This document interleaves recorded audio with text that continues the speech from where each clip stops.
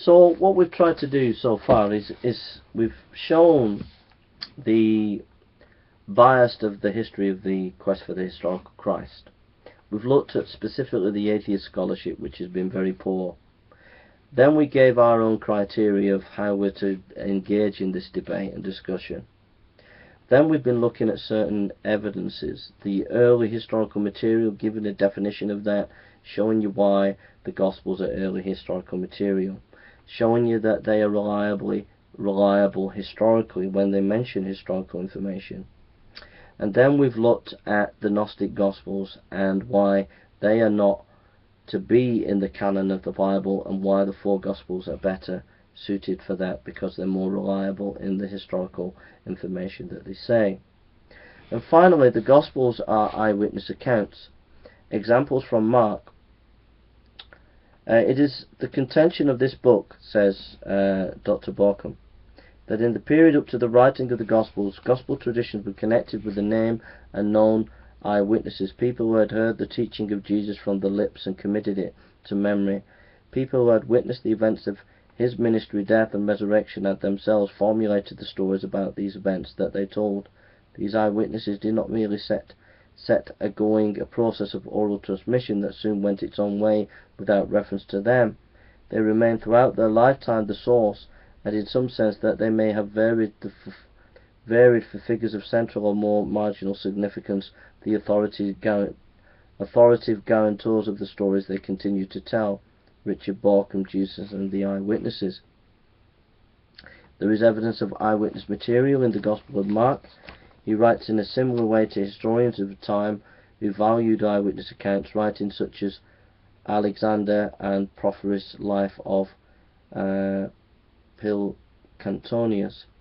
B. He used a common narrative strategy called inclusio.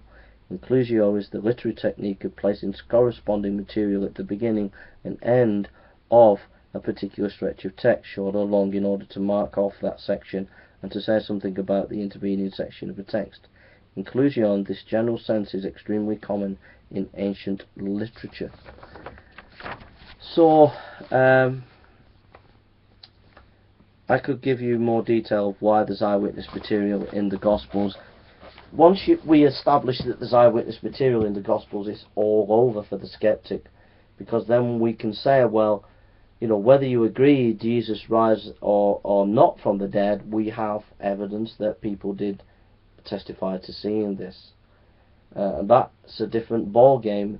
Then it's up to you whether you accept that testimony or not, but you can't say that there isn't any evidence. Final conclusion. Mark 14:66-72, as we know that the Gospel is based on Peter's testimony. Why would Mark put in Peter's denial of Jesus if it did not happen?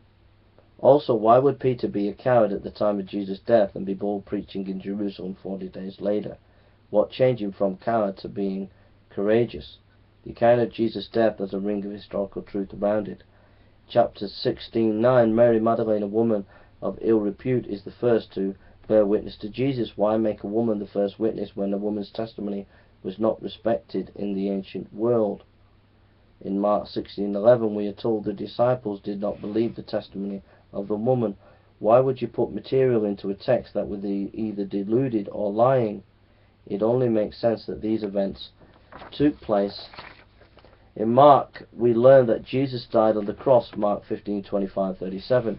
He was buried in a tomb by Joseph of Arimathea in Mark 15:43, and he was seen in the resurrection by Mary Magdalene. The resurrection is stated a bodily resurrection, that Jesus who died is said to really appear to Mary. You may not believe in a literal resurrection, but you must be honest and face the facts that the early church in this account is saying Jesus rose from the dead. Now these three facts modern scholarship would agree with.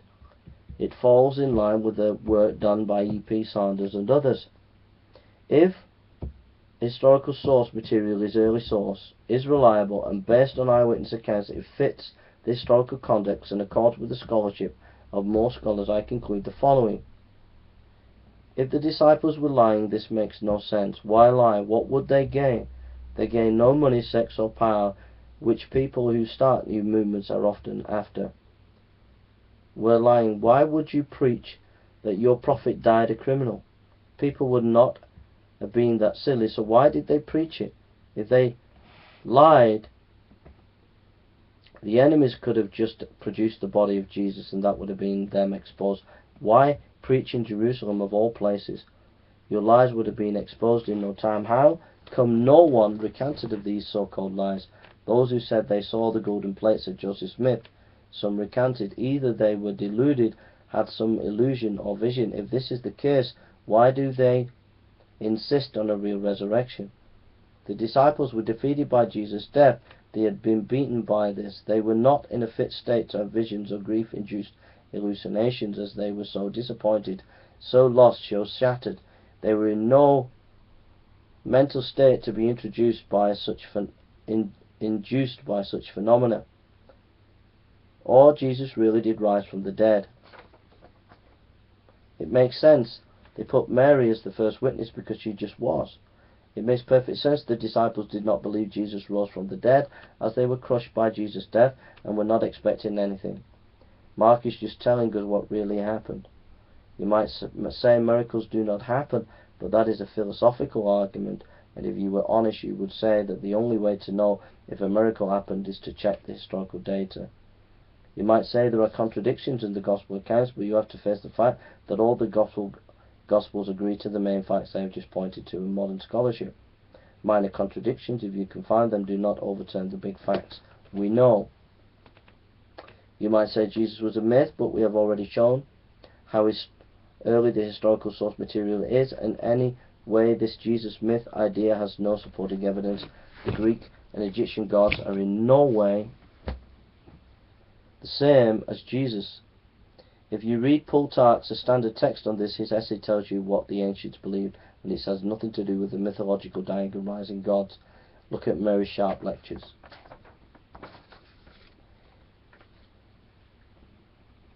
It seems to me that looking at the historical evidence in a fair and honest way, Jesus Christ rose from the dead. If he did, it means we need to take his claim to be the Son of God seriously.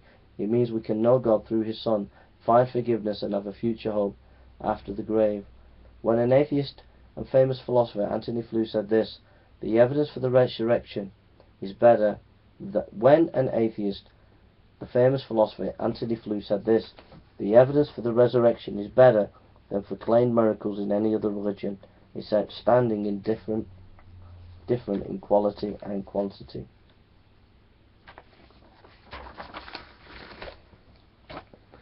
There we are. Hope that's been a blessing to you, and God bless you.